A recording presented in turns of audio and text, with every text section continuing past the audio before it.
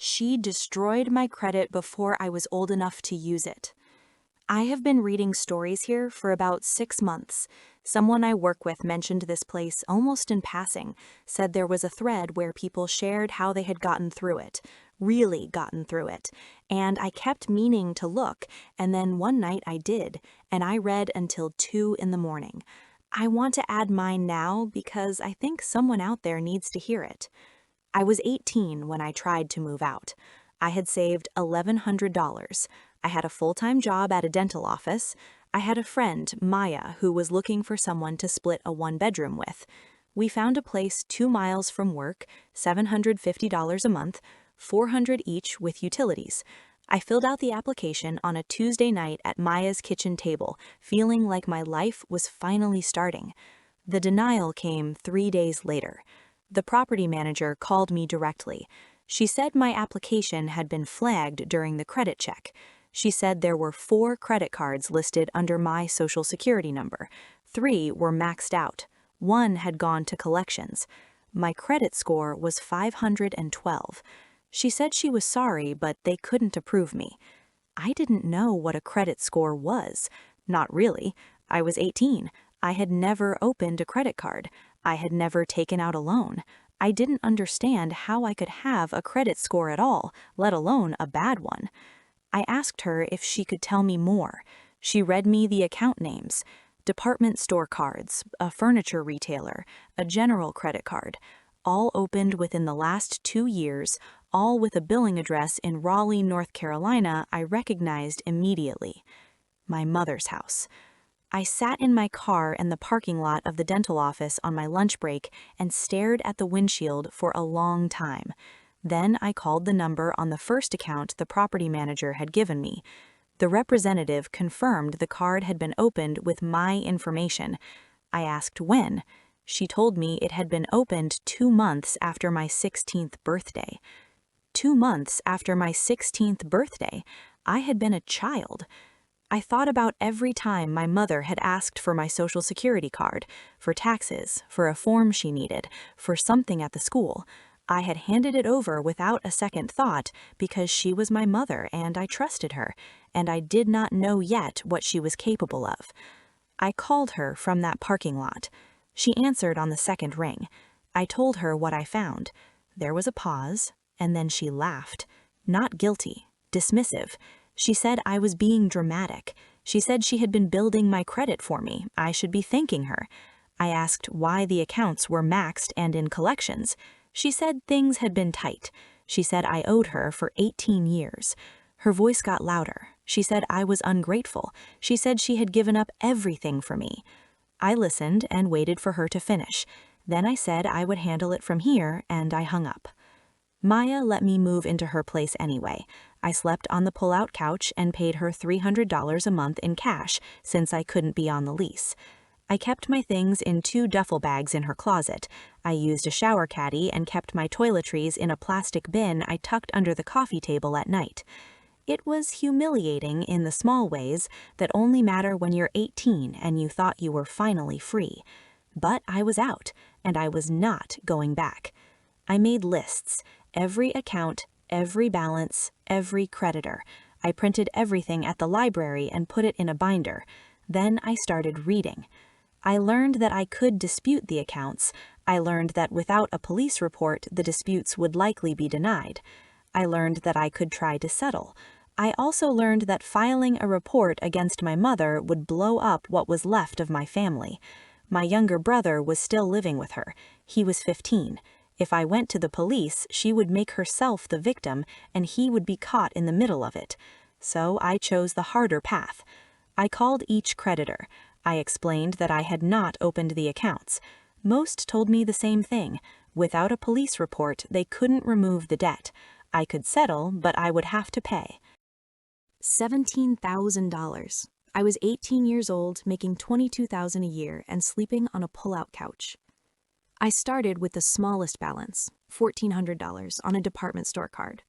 I offered $500. They came back at $900. I told them I could do $6, and that was final. They took it.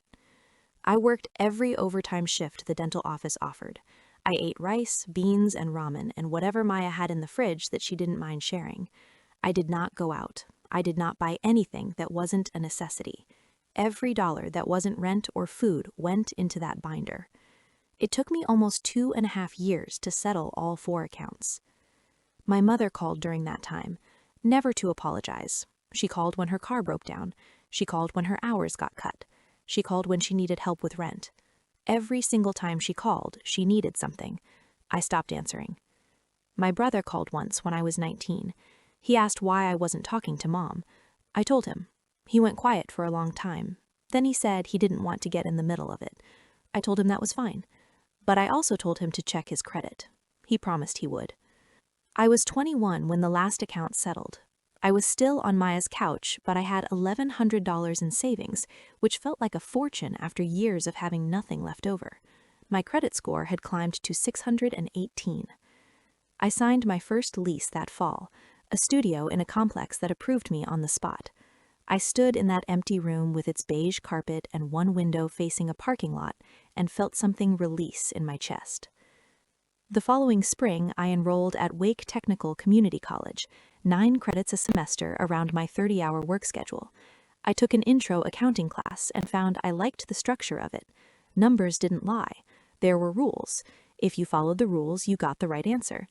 After years of living in the chaos my mother had created, that felt like oxygen.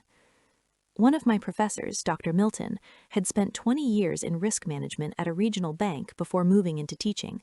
She talked about fraud like other people talked about puzzles. Every fraudulent transaction left a trail. The job was to find it before it became a pattern. I went to Dr. Milton's office hours once with a question about an assignment. We ended up talking for an hour. She asked what I wanted to do after graduation. I told her compliance. She asked why. I told her the truth. She listened without interrupting. When I finished, she leaned back and said, "You know what it feels like to be on the other side of it. That makes you better at this than someone who only learned it from a textbook."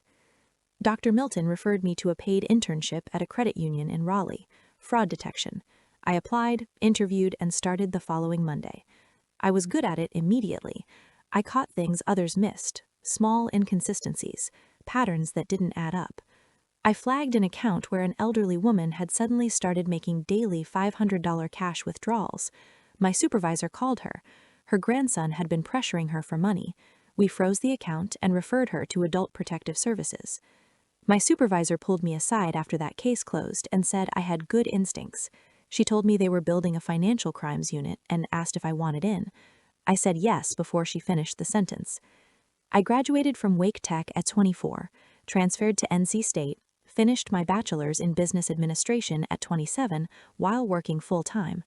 By graduation, I was a compliance analyst making $52,000 a year. Health insurance, a retirement account, a savings account with $14,000 in it. Credit score 748. My mother called the week I graduated. I hadn't spoken to her in over a year. I almost didn't answer. She congratulated me, said she was proud, said she always knew I'd do well. Her voice was warm and familiar, and for just a moment, I was 18 again, standing in her kitchen, wanting her to be someone she wasn't. Then she told me she needed $3,000. Behind on rent, about to be evicted. She'd pay me back. I felt it rising in my chest. Not anger, clarity. I said no. She asked how I could do this to her, said family helped family, started to cry. I waited. Then I said, "You opened 4 credit cards in my name before I was old enough to understand what that meant. I was 18 trying to get my first apartment and I couldn't because of what you did. I spent 2.5 years on a pull-out couch paying off your debt. I'm not doing this." She told me I was cruel. She told me I had changed. She told me I used to be a kind person. I hung up. My hands were shaking. I felt sick. And underneath all of it, I felt relief so deep it scared me. A year later, I was recruited by a financial technology company in Charlotte. $72,000. I packed up and moved in 3 weeks. I rented a 1-bedroom downtown, bought real work clothes for the first time in my life, got a car loan I qualified for entirely on my own, and drove off the lot feeling like I had won something no one else would ever fully understand. The work was demanding, and I was built for it. 18 months in, I was promoted to senior analyst. A year after that, compliance manager, leading a team of 4. $96,000 a year, maxing out my retirement account, 6 months of expenses sitting in savings untouched, credit score 812. I bought a condo at 30, 2 bedrooms, a balcony overlooking a courtyard. I closed on a Friday in April and stood in the empty living room that evening with a fullness in my chest I had no words for. I thought about the pull-out couch, the shower caddy, the plastic bin under the coffee table, the parking lot where I sat on my lunch break and found out my mother had been stealing from me since I was 16. I had done this, every single piece of it, myself. My mother found out about the condo through someone else. She sent me a message a few months later, said she was happy for me, asked if we could talk. I thought about it for 3 days, then I agreed to coffee. She was late. She looked older, tired. When she sat down, she asked about my job. I kept my answers short. After a few minutes, she said, "I know I made mistakes." I said nothing. I waited. She said, "I was in a bad place. I shouldn't have used your name." Not an apology, but closer than she had ever come. I said, "I was 16 when you opened the first one. I was 18 trying to move out and I couldn't. I spent years fixing what you did." She looked down at her coffee. She said, "I know." I waited for more. It didn't come. I finished my coffee and told her I had to go. She asked if we could do this again sometime. I said maybe. I drove home and I felt tired. Not victorious, not vindicated, just finished, like I had finally set down something I had been carrying since I was a teenager who didn't know what a credit score was. My brother called me last year, 22 now, working in IT. He told me he'd checked his credit after I warned him all those years ago, found one card he hadn't opened. He confronted my mother. She admitted it. He made her close it and pay it off. He said he wished he'd listened sooner. I told him it wasn't too late to build something better, and I meant it, because I know what it looks like to start from 512, to go from a pull-out couch and a shower caddy to a compliance manager's salary and a condo you own, to have the credit score, the savings account, the career, the life that the person who was supposed to protect you will never be able to touch. The best revenge isn't a confrontation. It isn't the moment she finally says, "I know." It's the fact that she found out I bought a place through someone else because I had stopped needing her to know anything about my life. It's the credit score she ruined that I rebuilt higher than she'll ever see. The savings she'll never get to ask for. The door I close quietly instead of slamming. It's the life I built on the rubble of what she left me. And it is very, very good.